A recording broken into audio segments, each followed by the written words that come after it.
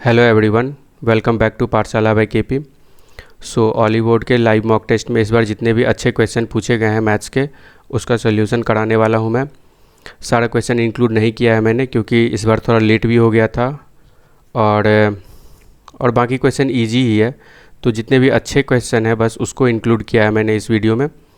ठीक है, ये वीडियो एसएससी सीजीएल 2024 एस्पिरेंट के लिए बहुत इंपॉर्टेंट है, तो जो अंत तक ज़रूर देखें। और अगर आपको इसका सॉल्व्ड पीडीएफ चाहिए तो आप इस टेलीग्राम चैनल को ज्वाइन कर सकते हैं। चलिए पहले क्वेश्चन पे आते हैं। फर्स्ट क्वेश्चन है, Mohan deposited a sum P in a bank at R% compound interest. ठीक है, the amount becomes 27p after 3 year by compounding annually. ठीक है, बोलता है मोहन जो है पी अमाउंट जो है वो बैंक में डिपॉजिट करता है R% कंपाउंड इंटरेस्ट से, तो उसको जो अमाउंट मिलता है 3 साल बाद कंपाउंडेड एनुअली होके वो कितना अमाउंट मिलता है, 27p मिलता है। ठीक है, फिर दूसरे केस में बोलता है instead if bank had compounded half yearly what is the additional amount Mohan would have received in terms of P. ठीक है, बोल रहा है क्या कि यहाँ तो कंपाउंडेड ईयरली हो रहा था, एनुअली हो रहा था। बोल रहा है अगर इंटरेस्ट कंपाउंडेड हाफ ईयरली हो तो उसको एडिशनल अमाउंट कितना मिलेगा इसमें। ठीक है, यही पूछ रहा है। अब देखो, हमें प्रिंसिपल पता है, प्रिंसिपल P है, रेट पता है R% है, तो अमाउंट का फॉर्मूला क्या होता है, अमाउंट इक्वल टू होता है P into 1 plus R/100 to the power n। n मतलब जितना भी ईयर है, n ये मतलब टाइम होता है। ठीक है, n मतलब टाइम। अब देखो अमाउंट कितना हो गया है, 27p हो गया है अमाउंट। ठीक है, p को p ही रहने देते हैं, p तो ये प्रिंसिपल है p 1 plus R/100 to the power 3। ठीक है, p से p कैंसिल हो जाएगा और ये 3 को इधर ले जाएंगे तो क्यूब रूट हो जाएगा, क्यूब रूट 27 हो जाएगा, 1 प्लस R/100 हो जाएगा। ठीक है, तो 27 का क्यूब रूट कितना हो जाएगा, 3 हो जाएगा, plus 1 equal to 1 plus R/100 हो जाएगा। तो R/100 इक्वल टू कितना हो जाएगा, 3 माइनस 1 2, तो R कितना हो जाएगा यहाँ से 200 हो गया। ठीक है, रेट कितना निकल गया, 200% निकल गया। अब ये तो ईयरली था, अब हमको कंपाउंडेड हाफ ईयरली में अमाउंट निकालना है। अगर कंपाउंडेड हाफ ईयरली होता है तो रेट क्या हो जाएगा, रेट हो जाएगा आधा हो जाता है, मतलब हाफ हो जाता है। रेट अभी 200 है तो कंपाउंडेड हाफ ईयरली में रेट कितना हो जाएगा, इसका आधा, 200 का आधा 100% हो जाएगा। ठीक है, और टाइम पीरियड क्या हो जाएगा, 3 साल के लिए टाइम पीरियड इसका 2 गुना 6 हो जाएगा। ठीक है, अब इसका निकाल देते हैं। देखो तो अमाउंट इक्वल टू क्या हो जाएगा, p इंटू 1 प्लस p के टर्म में हमें निकालना है p into 1 plus R/100। R कितना है, 100/100 टू द पावर 6, यानी कि p इंटू 1 प्लस ये 100 से 100 कैंसिल होकर 1 हो जाएगा, 1 प्लस 1 2 टू दी पावर 6 कितना होता है, 2 to the power into 2 to the power 6 कितना हो जाएगा, 64। 2 टू दी पावर 6 कितना होता है, 64p हो जाएगा। ठीक है, देखो तो हाफ ईयरली जब हो रहा है तो अमाउंट कितना हो गया, 64p, और जब एनुअली हो रहा है तो अमाउंट कितना है, 27p।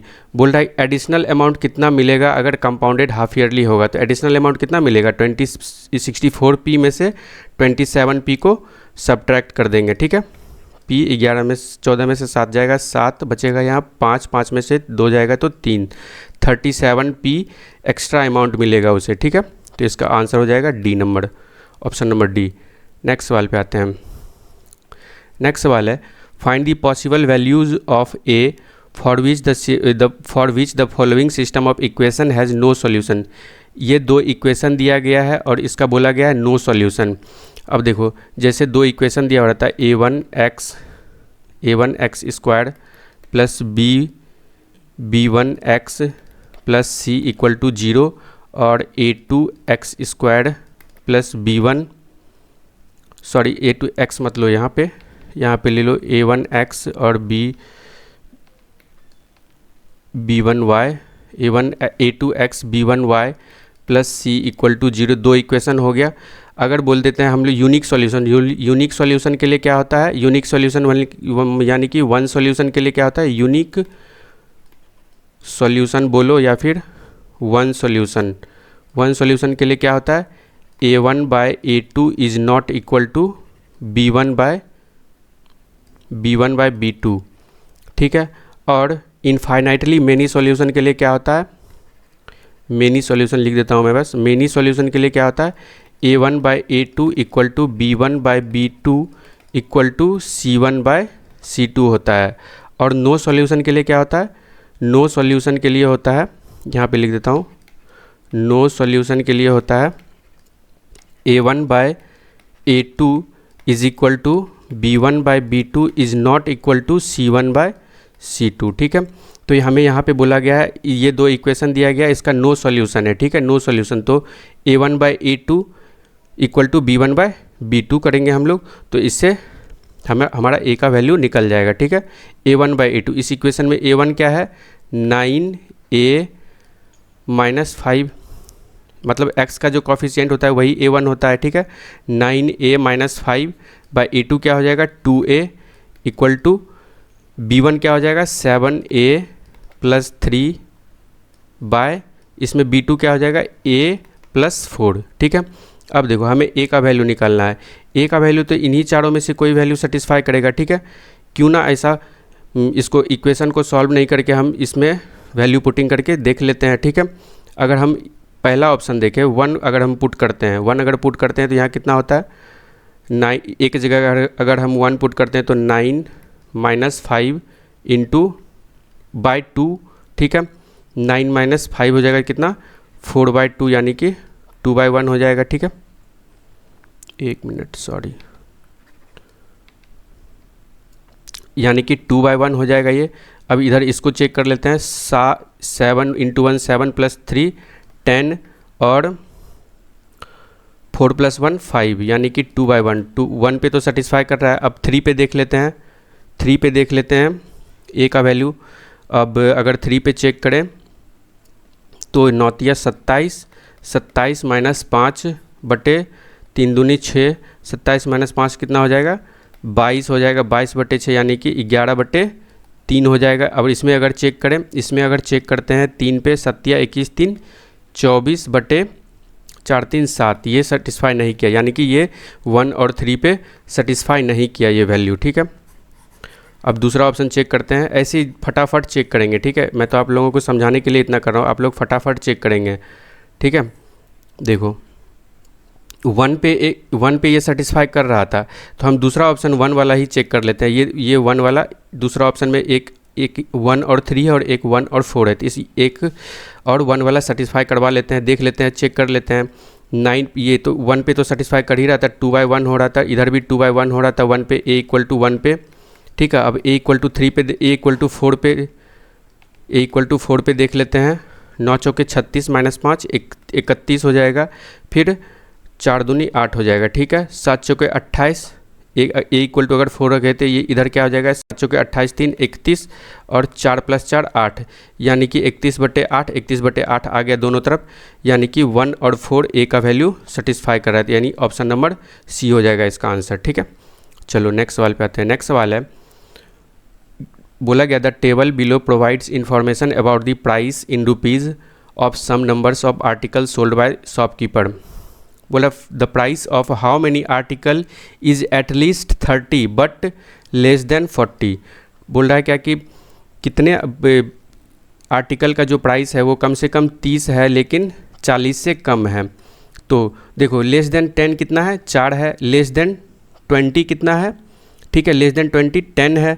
अगर हम बस बोल दें कि less than 20 but at least 10 but less then 20 हो तो कितना हो जाएगा, 6 होगा, ठीक है। उसी तरह से हम बोल दें एटलीस्ट 20 बट लेस देन 30 तो कितना होगा, 12 में से 10 जाएगा तो 2 हो जाएगा, ठीक है। यहाँ पे हमसे क्या पूछा गया, at least the price of how many article are at least 30, at least 30 होना चाहिए लेकिन लेस 40 से कम होना चाहिए, तो कितना हो जाएगा, 12 में से 16 में से 12 जाएगा तो कितना हो जाएगा, 4 हो जाएगा इसका, ठीक है। इसका आंसर कितना हो जाएगा, 4।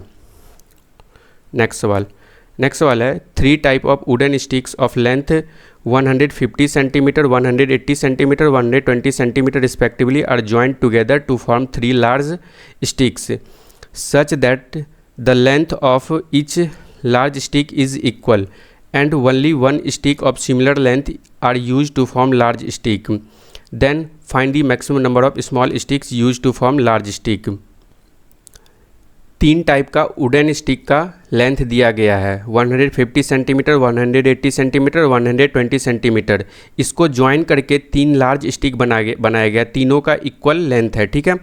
और अब बोल रहा है only one stick are similar length of similar length are use to form large stick. Only one type of stick का यूज़ किया गया है एक लार्ज स्टिक बनाने के लिए, ठीक है। इसका मतलब ये ओनली वन टाइप का बोलने से मतलब क्या बोल रहा है कि इसका एलसीएम निकलेगा यहाँ पे। फाइंड दी, और फिर क्या बोला है, find the maximum number of small sticks use to form large stick. तो मैक्सिमम नंबर कितना होगा यही पूछ रहा है, ठीक है। तो देखो सबसे पहले इसका एलसीएम निकाल लेंगे, 150, 180 और 120 का एलसीएम निकाल लेंगे। एलसीएम क्या हो जाएगा, 2 से कटा 75, 90 और 60, फिर 2 से 45, 30, फिर 3 से ले जाते हैं इसको, 3 से 25, 15 और 10, फिर 5 से, ठीक है। ये हो गया इसका एलसीएम कितना हो जाएगा, 2 दूनी 4 तिया 12 पंचे 60, 60 पंचे 300, 300 तिया 900 दूनी 1800। तो मैं इसका जो एलसीएम कितना हो गया, 1800 आ गया। अब बोल रहा है क्या कि 150 सेंटीमीटर वाला कितना स्टिक होगा, 150 सेंटीमीटर वाला कितना स्टिक होगा, तो 1800 बटे 150 कर देंगे तो कितना हो जाएगा, 15 से 180 कितने बार में कटेगा, 12 बार में कटेगा। तो 150 सेंटीमीटर वाला कितना स्टिक हो जाएगा, 12 स्टिक हो जाएगा। फिर 180 सेंटीमीटर वाला कितना स्टिक हो जाएगा, 1800 बटे 180 यानी कि 10 स्टिक हो जाएगा, ठीक है। फिर 120 सेंटीमीटर वाला कितना स्टिक हो जाएगा, 1800 बटे 120 कर देंगे तो ये कितने बार में कटेगा, 15 बार में कटेगा, ठीक है। तो टोटल नंबर ऑफ कितना स्टिक हो गया यही पूछ रहा है, find the maximum number of small sticks. तो लार्ज स्टिक बनाने के लिए जो मैक्सिमम नंबर ऑफ कितना स्टिक लगेगा, तो इन सबको जोड़ देंगे, 15 + 12 27, 27 + 10 37, ऑल 37 स्मॉल स्टिक यूज करके हम लोग एक लार्ज स्टिक को बनाने के लिए यूज करेंगे, ठीक है। तो 37 स्टिक हो जाएगा, ठीक। ऑप्शन नंबर डी होगा इसका आंसर। नेक्स्ट सवाल, a vessel contains 20 litres of liquid A, 2 litres of liquid A is taken out and filled with liquid B, ठीक है। The process is repeated further 2 more times, find the quantity of liquid A remaining in the vessel, ठीक है। अब देखो ये replacement वाला सवाल है। एक वेसल में लिक्विड ए कितना, पहले कितना था, 20 लीटर था, ठीक है। और इसको जो है liquid A 2 litre liquid A को निकाल के किससे रिप्लेस किया जाता है, लिक्विड बी से रिप्लेस किया जाता है। और ये प्रोसेस जो है एक बार तो करता है, फिर 2 बार और रिपीट करता है। अब देखो जब 2 लीटर लिक्विड ए निकाल के लिक्विड बी डालता है तो कितना पार्ट इसका मतलब लिक्विड ए का निकलता है, कितना पार्ट निकलता है, तो इसको 2/120 करेंगे, 2/20 करेंगे तो 1/10 पार्ट निकलता है, ठीक है। तो बचता कितना है इसमें लिक्विड ए, 9/10 बचता है, ठीक है। टोटल पार्ट है 20, उसमें से 2 लीटर निकाल देता है तो कितना पार्ट निकाल देता है 1/10 पार्ट, तो बचता कितना है 9/10। और ये प्रोसेस जो है 2 बार और रिपीट करता है, 9/10 × 9/10 करेंगे, यही इसका आंसर हो जाएगा। ये 2 बार में कट जाएगा, 7 का स्क्वायर कितना होता है, 729 × 2/100 यानी कि 29 दूना 58, 7 दूना 14, 14 58/100 हो जाएगा यानी कि 14.58 हो जाएगा इसका आंसर। ये लिक्विड ए बच जाएगा इसमें, ठीक है। ये 3 बार ये प्रोसेस रिपीट करने के बाद लिक्विड ए कितना बचेगा, 14.58 लीटर्स, ठीक है। नेक्स्ट सवाल है, ए village has 1500 people and mail population is 64%. If 30% of female population and 40% of male population is literate, find the illiterate population in the village. ठीक है, एक विलेज है जिसमें जो है मेल पॉपुलेशन कितना है, 64% है, ठीक है। 64% क्या है, मेल है। और तो बचा हुआ कितना होगा, बचा हुआ जो होगा 100% में से 64% घटा देंगे तो वो क्या हो जाएगा, फीमेल का पॉपुलेशन हो जाएगा, यानी कि 36 जो है वो फीमेल का पॉपुलेशन हो जाएगा। अब बोल रहा है 30% of female population and 40% of male population are literate, यानी कि 30% जो फीमेल पॉपुलेशन का वो लिटरेट है, तो जो फीमेल पॉपुलेशन का 70% वो क्या होगा, इलिटरेट होगा। हमें जो है इलिटरेट का संख्या निकालना बोल रहा है, find the illiterate population of the village. तो हम इलिटरेट पे काम करेंगे। लिटरेट कितना है, इलिटरेट फीमेल कितनी है, 30% है, तो इलिटरेट कितनी होगी, 70%। तो 70/100 यानी कि 0.7, इसको लिख सकते हैं हम लोग 0.7। फिर लिटरेट फीमेल मेल कितना है, लिटरेट मेल 40% है, तो इलिटरेट मेल कितना होगा, 64 का 60% यानी कि 0.6 हो जाएगा। ठीक है, तो कितना हो गया ये, 6 चौके 24, 6 छके 36, 2 38, 38.4, 7 छके 42, बचेगा 4, 7 21, 4 25, 4 2 6, दोनों को ऐड कर देंगे, यही इलिटरेट का पॉपुलेशन हो जाएगा।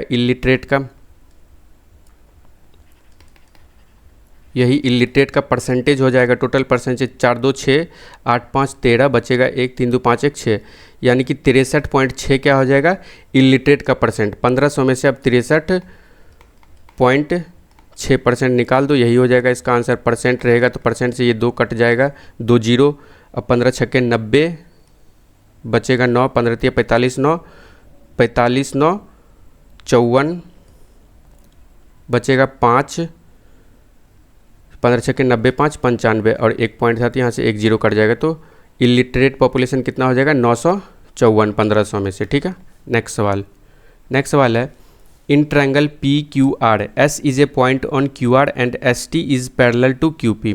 एक ट्रायंगल दिया गया है, ट्रायंगल PQR, ठीक है, S एक पॉइंट है QR पे, और बोला गया है ST is parallel to QP के पैरेलल कौन है, ST, ये एक लाइन है इस पे, ST is parallel to QP। और क्या बोला गया है, if QM and TN are perpendicular to PS कहाँ से, जो इसको ज्वाइन करना पड़ेगा तभी तो PS बनेगा। PS पे जो है वो क्या है, QM और TN जो है वो क्या है, परपेंडिकुलर है, TN परपेंडिकुलर है, QM और TN PS पे क्या है, परपेंडिकुलर है। और QM कितना दिया गया है, QM दिया गया है 24, और TN कितना दिया गया है, TN दिया गया है 14। ठीक है, तो हमसे पूछा क्या गया है, RS रेशियो SQ, इन दोनों का RS यहाँ से यहाँ तक का और यहाँ से यहाँ तक का रेशियो पूछा गया है। ठीक है, अब देखो इसमें सिमिलैरिटी लगेगा, कैसे लगेगा, ये 90 है तो ये भी 90 होगा और ये भी 90 होगा। हम ट्रायंगल TNS एंड ट्रायंगल एक मिनट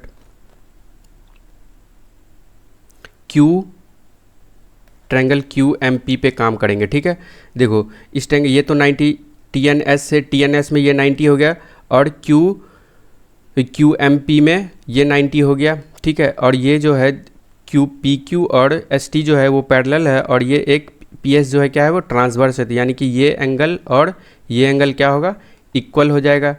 ठीक है, तो बाकी जो बचा हुआ एंगल होगा ये भी इक्वल हो जाएगा, ये इसके इक्वल हो जाएगा। ठीक है, तो ये इक्वल हो जाएगा। इससे हमें क्या पता चलता है, ट्रायंगल TNS और ट्रायंगल QMP जो वो क्या होगा, सिमिलर होगा। यहाँ से हम क्या बोल सकते हैं, यहाँ से हम बोल सकते हैं इसके सामने 90 डिग्री के सामने क्या है, TS बाय, इसमें जो है 90 डिग्री के सामने क्या है, PS, TS बाय PQ, यहाँ पे 90 डिग्री के सामने PQ है, TS by PQ equal to हम लोग बोल सकते हैं, और इस वाले एंगल के सामने क्या है, ये TN है, TN बाय, और इस वाले एंगल के सामने क्या, ये दोनों एंगल बराबर है, तो ये इस वाले एंगल के सामने क्या है, QM, TN बाय QM हम बोल सकते हैं, और TN बाय QM कितना है, TN कितना है 14 है, और QM कितना है 24 है, यानी कि TS बाय PQ हम क्या बोल सकते हैं, TS बाय PQ कितना निकल गया, TN कितना है, TN है 14 और QM कितना है 24 है। इसको 2 से कटा लेते हैं, 2 से 7, 2 से 12, TS बाय PQ कितना निकल गया, 7/12 निकल गया। ठीक है, अब हमारा क्वेश्चन सॉल्व हो गया है। हम इस वाले इतना सब भूल जाओ। अब इस वाले बड़े ट्रायंगल में, और ट्रायंगल पी क्यू आर और ट्रायंगल टी एस आर में आ जाओ, ठीक है। इस बार एक मिनट हम इरेज कर लेते हैं, उसके बाद आपको ईजिली आप क्लियरली समझ पाएंगे। इतना ये जो नीचे फिगर बना था उससे तो ये निकल गया इतना। अब देखो इस वाले बड़े वाले ट्रायंगल में, बड़े वाले ट्रायंगल में ट्रायंगल पी क्यू आर और ट्रायंगल टी एस आर में आ जाओ, ठीक है। तो टी एस और पी क्यू पैरेलल है, तो ये एंगल अगर थीटा होगा, ये एंगल अगर थीटा होगा तो ये भी एंगल थीटा हो जाएगा। ये एंगल अगर अल्फ़ा है तो ये भी एंगल क्या हो जाएगा, अल्फ़ा हो जाएगा। और ये दोनों ट्रायंगल में ये वाला जो है एंगल सेम है, तो यानी कि हम बोल सकते हैं triangle R T S is similar to triangle R P Q, ठीक है, बोल सकते हैं यहाँ से। और यहाँ से हमें क्या पता है कि R S by R Q equal to हो जाएगा R T by P R, ठीक है, R T by R P बोल सकते हैं, ठीक है। और इक्वल टू क्या बोल सकते हैं, T S by S T बोलो या टी एस एक ही बात है, T S by P Q बोल सकते हैं यहाँ से, ठीक है। सिमिलरिटी का प्रॉपर्टी होता है ये, ठीक है। हमें निकालना क्या है, हमें से पूछा गया R S by R Q, R S by S Q, यानी कि हम इस पे काम करेंगे आर एस और आर क्यू। और T S by P Q हमारा कितना निकला है, 7/12, यानी कि हम लोग बोल सकते हैं R S by R Q कितना होगा, 7/12 हो गया। आर एस कितना निकल गया, 7 निकल गया। और आर क्यू यहाँ से यहाँ तक कितना है, यहाँ से यहाँ तक कितना है, 12 है। तो एस क्यू कितना हो जाएगा, 12 में से 7 घटा देंगे 5, यानी कि आर एस से एस क्यू का रेशियो कितना निकल गया, 7/5, ठीक है, 7/5 हो जाएगा इसका answer, option number B. Next सवाल है the ratio of income of Jatin and Rahul is 13/21 and the ratio of expenditure of Jatin and Rahul is 5/7 if Jatin's income is 2 times the Rahul's expenditure, what is the ratio of saving of Jatin and Rahul, ठीक है। दो लोग हैं जतिन और राहुल, इनके income का रेशियो कितना दिया हुआ है, इनकम का रेशियो दिया हुआ है 13/21 दिया हुआ है। और एक्सपेंडिचर का रेशियो दिया गया है कितना, 5/7 दिया गया है, ठीक है। और बोला क्या गया है, Jatin's income is 2 times the Rahul's expenditure, ठीक है। बोल रहा है जतिन का इनकम जो है वो राहुल के एक्सपेंडिचर से 2 गुना है, ठीक है। राहुल का एक्सपेंडिचर कितना है, 7 है, इसका 2 गुना है जतिन का इनकम। तो पहले तो हम इसको 2 गुना करने के लिए क्या करेंगे, पहले तो हमको इसको इक्वल बनाना पड़ेगा। दोनों को इक्वल बनाने के लिए क्या करेंगे, यहाँ पे 7 मल्टीप्लाई करेंगे, और ये रेशियो में तो यहाँ भी 7 मल्टीप्लाई करना पड़ेगा, और यहाँ भी इन दोनों को इक्वल बनाने के लिए यहाँ 13 मल्टीप्लाई करना पड़ेगा, ठीक है। पहले इक्वल करेंगे दोनों को, उसके बाद फिर क्या बोल रहा है, जतिन का इनकम 2 गुना है, जतिन का इनकम 2 गुना है उसकी राहुल का एक्सपेंडिचर इतना है, और जतिन का इनकम कितना है, 2 गुना है। तो 2 से मल्टीप्लाई करेंगे, रेशियो में तो 2 इधर भी मल्टीप्लाई होगा, यानी कि दोनों जतिन का इनकम इतना होगा और राहुल का इनकम इतना होगा, और जतिन का एक्सपेंडिचर इतना होगा और राहुल का एक्सपेंडिचर इतना होगा। तो सेविंग कितना हो जाएगा, सेविंग कैसे निकलेंगे, 13 दोनों में है, इनकम माइनस एक्सपेंडिचर करते हैं तो सेविंग निकलता है, 13 कॉमन ले लेते हैं, 7 दूना 14 -5 9, ये जतिन का सेविंग हो जाएगा। तो राहुल का सेविंग क्या हो जाएगा, 7 दोनों में है तो 7 कॉमन ले लेंगे, 21 दूना 42 -13 करेंगे, 42 - 13 कितना होता है, 29 होता है। तो यही सेविंग का रेशियो आ जाएगा, 13 9 117 रेशियो 29 7 9 7 63 बचेगा 6 7 दूना 14 6 20, यानी कि 117 रेशियो 203 आ जाएगा उनके सेविंग का रेशियो, ठीक है, 117 रेशियो 203। नेक्स्ट सवाल है, ये सवाल आजकल काफ़ी ट्रेंड में है क्योंकि CHSL में इन्वर्स का सवाल पूछा गया था, इन्वर्स ट्रिगो पे, तो काफ़ी ज़्यादा ट्रेंड में है ये, हर एक मॉक में आ रहा है इन्वर्स ट्रिगो में क्वेश्चन। तो देखो इस टाइप के सवाल को कैसे करते हैं, जैसे मैं एक वीडियो भी सॉल्यूशन भी करवा चुका हूँ उसका, CHSL का, उसमें जो पूछा गया था CHSL में उसका वीडियो, उसका सॉल्यूशन मैं करा चुका हूँ। तो अगर आप लोग नहीं देखें अभी तक तो आप लोग देख सकते हैं, CHSL का सॉल्यूशन करा चुका हूँ मैं। तो देखो पहले क्या करते हैं, इसको x मान लो और इसको y मान लो, tan इसको y मान लो, sorry, tan inverse 3/7 equal to x माना है।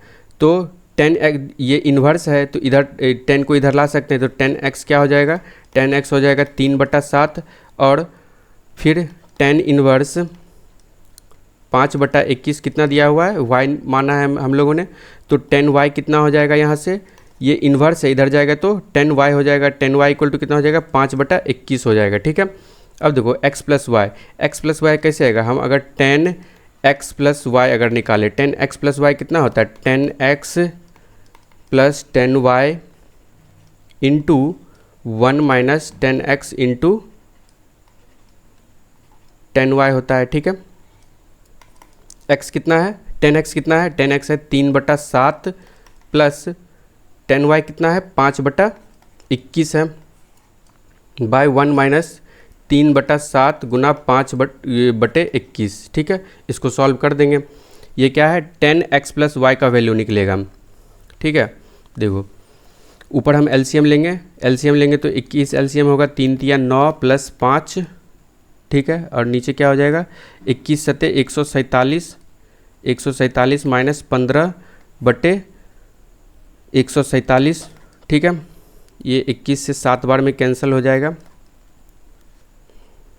ऊपर चला जाएगा तो ये कैंसिल ही हो जाएगा ना 21 से 7 बार में, तो बचेगा क्या यहाँ से 14/132, 14 ये ऊपर जाके मल्टीप्लाई हो जाएगा 14 गुना 7, इसका वैल्यू है यहाँ से, इसका वैल्यू यहाँ पे जगह नहीं तो यहाँ पे मैं लिख रहा हूँ इसका 14 गुना 7/147 माइनस 15 करेंगे तो कितना हो जाएगा 132 हो जाएगा। 2 से कटा दो इसको, 2 सत्ते और 2 से ये 66 बार में, यानी कि कितना आ गया इसका वैल्यू कितना आ गया, ये पूरा का वैल्यू कितना आ गया 49/66। यहाँ पे लिख देता हूँ मैं, तो 10x प्लस वाई कितना आ गया 49/46 आ गया। तो x प्लस वाई यहाँ से कितना आ जाएगा, tan इनवर्स 49/46 आ जाएगा। ठीक है, तो x और y किसे माना है हम लोगों ने, tan इनवर्स, इसी का वैल्यू पूछ रहा है, tan inverse 3/7, tan inverse 5/21, x के जगह रख दो, tan inverse 3/7 plus tan inverse 5/21 equal to कितना हो जाएगा, tan इनवर्स 49/66 हो जाएगा। ठीक है, चलो तो ये सॉल्व हो, इसका ऑप्शन नंबर बी हो जाएगा इसका आंसर। ठीक है, इजी ही रहता है इस टाइप का सवाल। चलो तो यही था, यही जितने भी अच्छे क्वेश्चन पूछे गए थे मैंने करवा दिया है सारा, और बाकी सारा इजी ही है, उतना चैलेंजिंग नहीं है लगा मुझे बाकी सारा क्वेश्चन, इसीलिए इंक्लूड नहीं किया है मैंने। और ठीक है, तो अगर आपको इसका सॉल्व पीडीएफ चाहिए तो आप इस टेलीग्राम चैनल को ज्वाइन कर सकते हैं, पाठशाला बाय KP30, यहाँ पे इसका सॉल्व पीडीएफ शेयर कर दिया जाएगा। और अगर वीडियो पसंद आया तो लाइक सब्सक्राइब और ज़रूर करें और लोगों से शेयर ज़रूर करें। ठीक है, धन्यवाद, मिलते हैं फिर नेक्स्ट वीडियो में।